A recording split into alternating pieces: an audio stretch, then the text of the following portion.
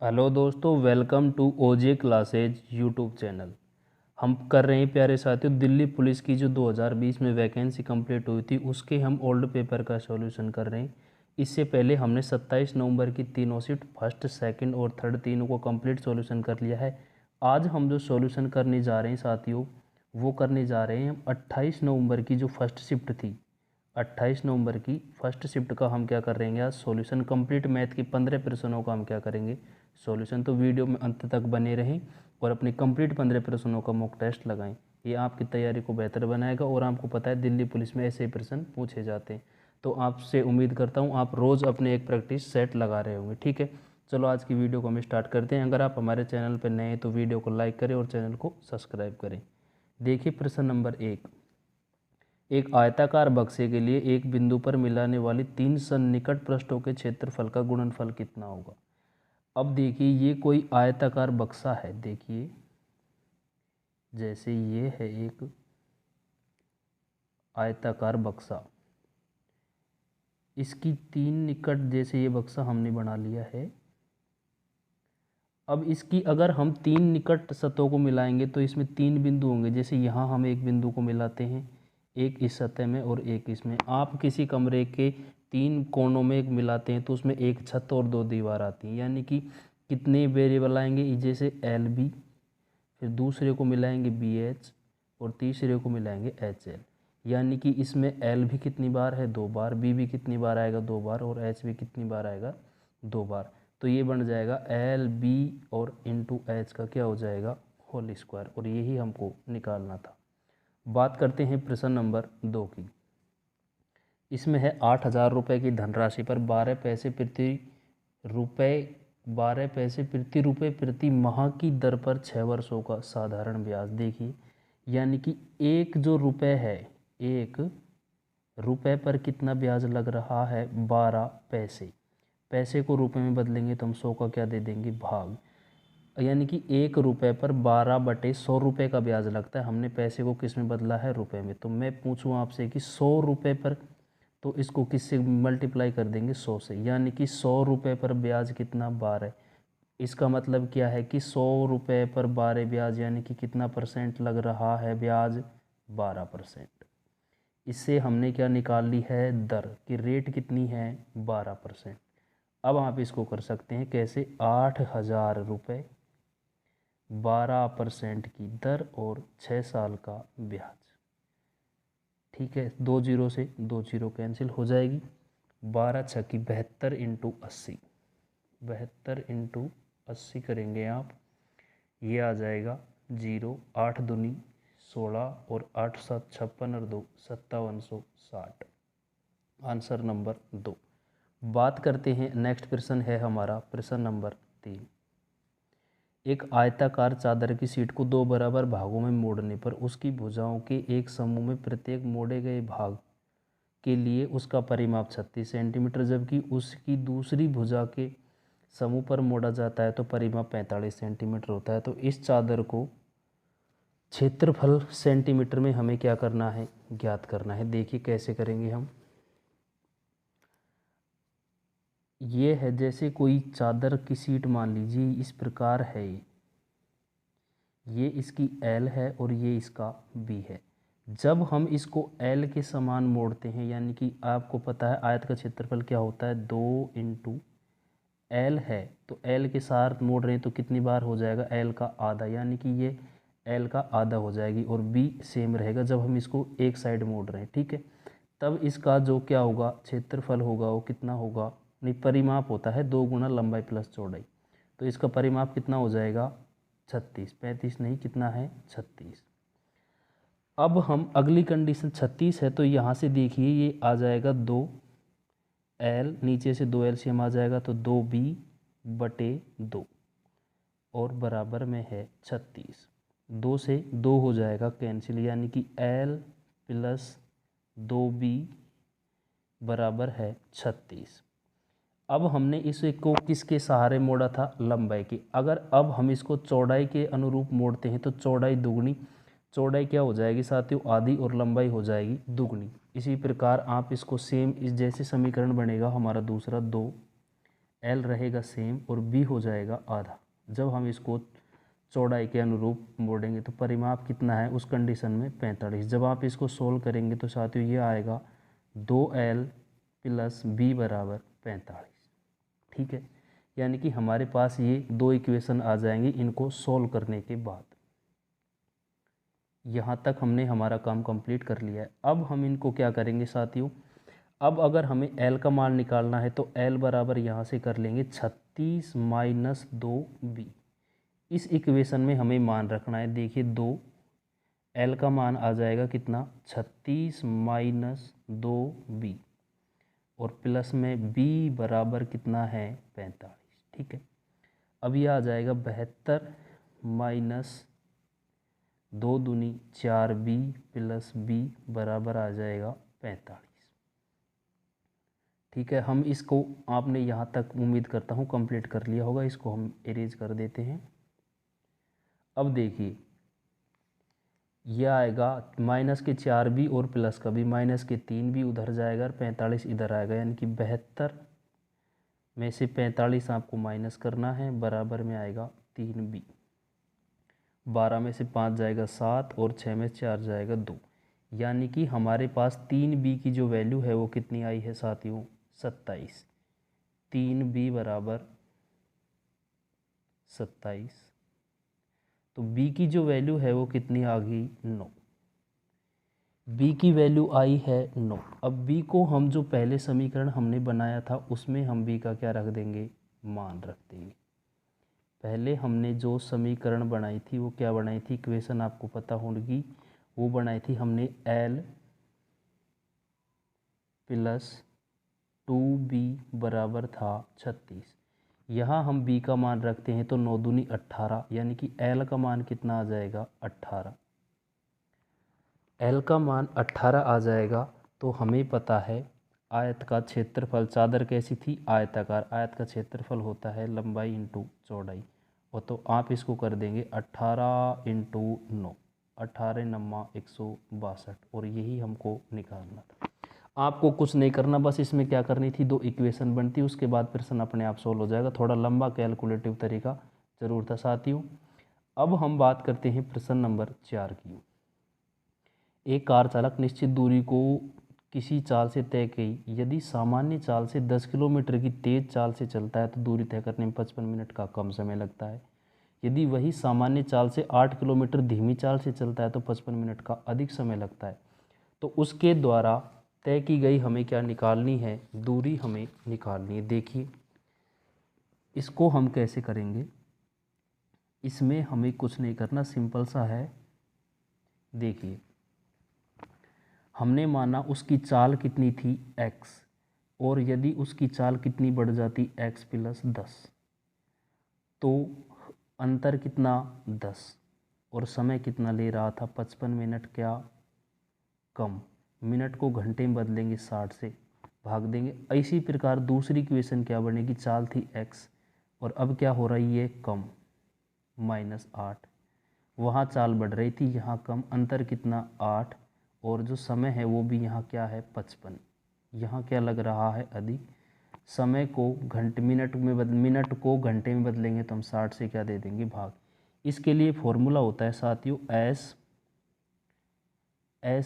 S1 into S2। एक minute, ये होता है हमारा S1 speed first into speed 2 S2 upon में हमारा ये होता है S1 माइनस S2, यानी कि चालों का अंतर इंटू टी टाइम समय। ये हमारा क्या होता है, इसका फॉर्मूला होता है। ठीक है, इसको ही हमने इसमें क्या किया है, अप्लाई किया है। अब देखिए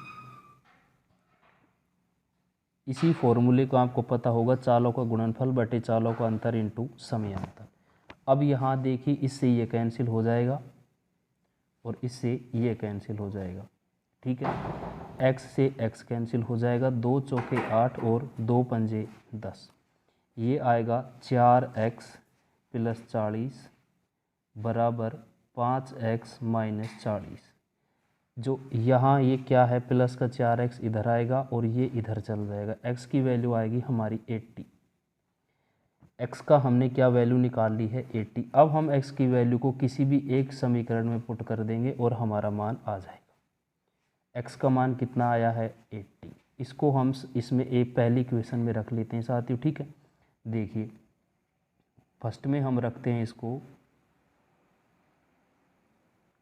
अब इसको हम करते हैं, x का मान है 80 इंटू 10 हो जाएगा 90, ऐड करेंगे बटे में 10 इंटू 55/60, 30 दूनी 60 और 30 तिये 90, 10 दूनी 20 चौके 80, 12 इंटू 55 हम करेंगे 12 पंजे 60, 6 और 66, यानी कि उसकी जो दूरी है वो कितनी है 660 किलोमीटर।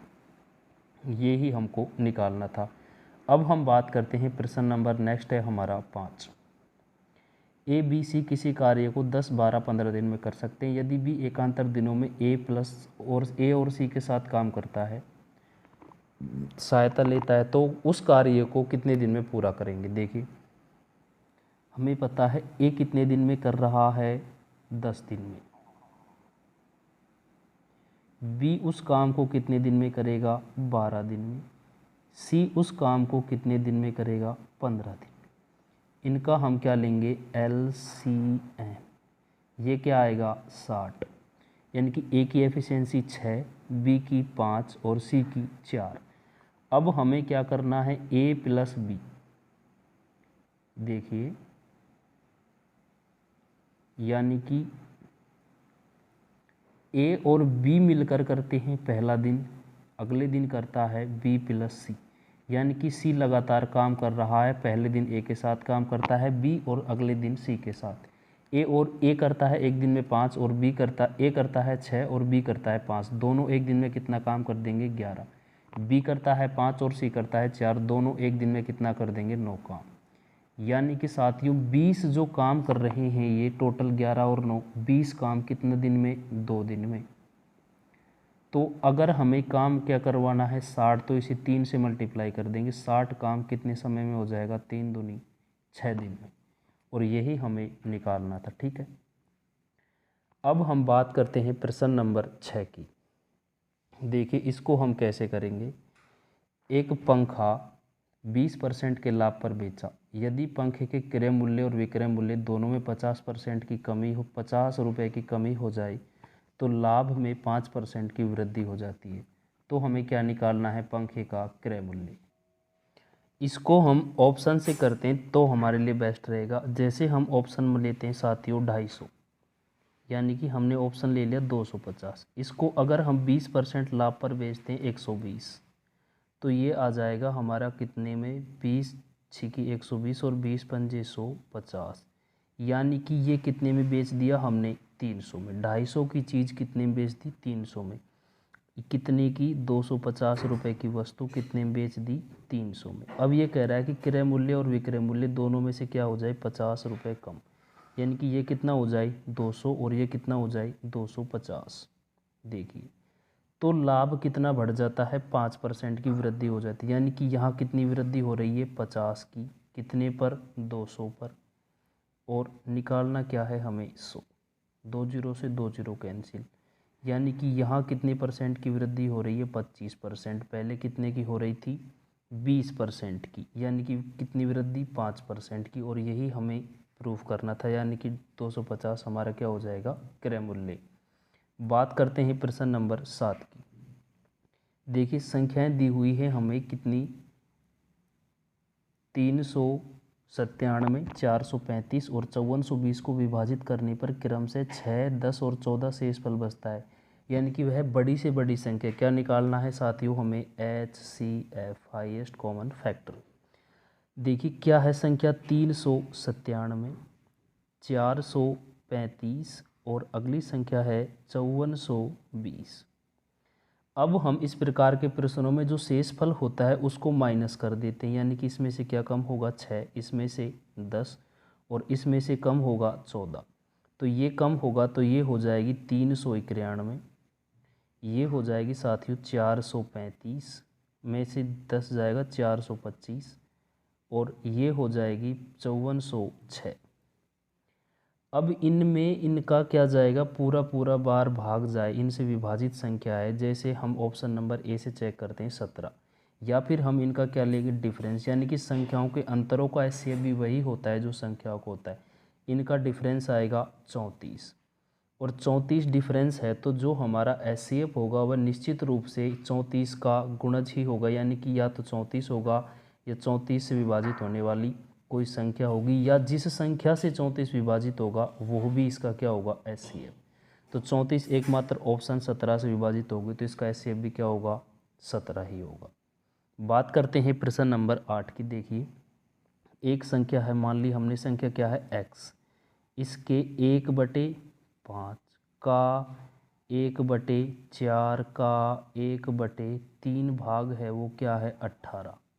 तो हमें क्या निकालनी है संख्या, 5 चौके 20 तियो 60 और 18 छेकी 108, यानी कि 1080 किसकी वैल्यू आई है, x की। और हमें इस संख्या का क्या निकालना है, 3/10, 8 तिये 24 और 3 एकम 3, क्या आया है, 324। यही हमको निकालना था।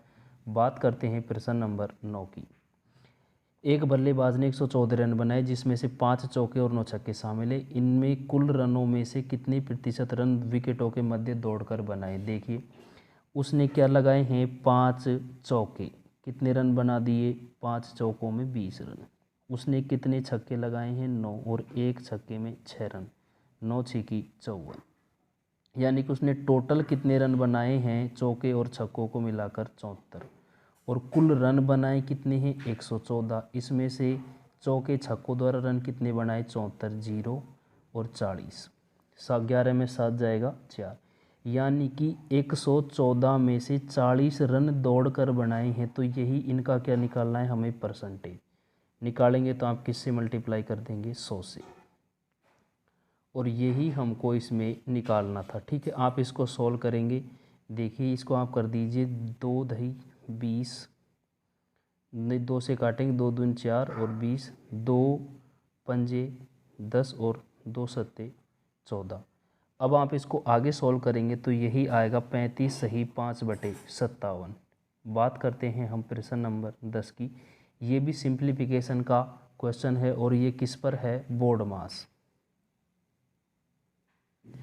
Bracket of divide multiply add और सब्सट्रैक्शन, यानी कि घटाओ, ये आपको होगा तो आप इसको आसानी से कर पाएंगे। ठीक है, नेक्स्ट प्रश्न की हम बात करते हैं, प्रश्न नंबर 11। मित्र हैं ए बी सी और डी, इनका जो रेशियो 1:2:1:3 1/4:1/5 के अनुपात में लड्डू वितरित करते हैं तो उनके पास लड्डुओं की कुल संख्या। देखिए, इनका रेशियो क्या है, 1/2, 1/3, 1/4, 1/5 और 1/7।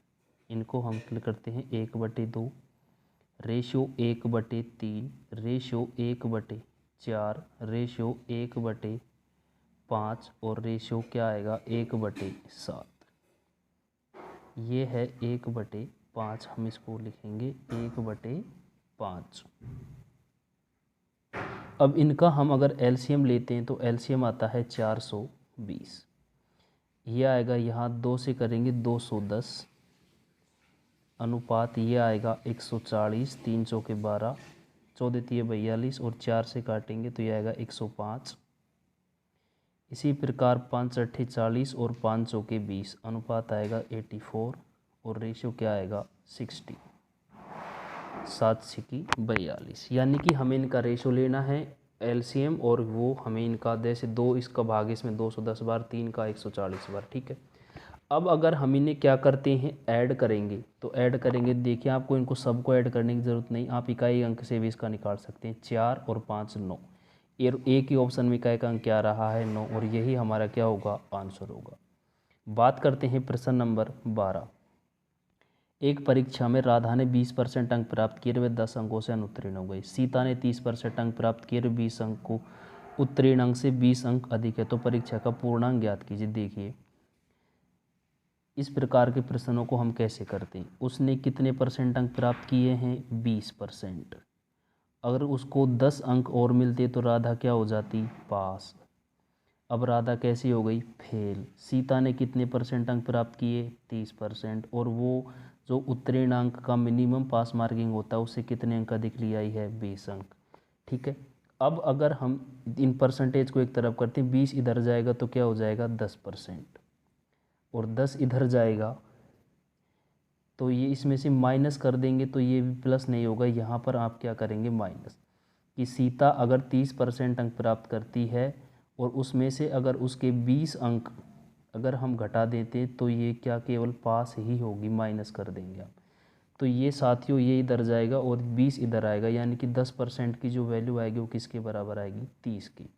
तो 1% की जो वैल्यू आएगी वो कितनी आएगी, 3, और 100% की वैल्यू क्या आएगी, आप इसको 100 से क्या कर देंगे गुणा, ये आ जाएगा 300।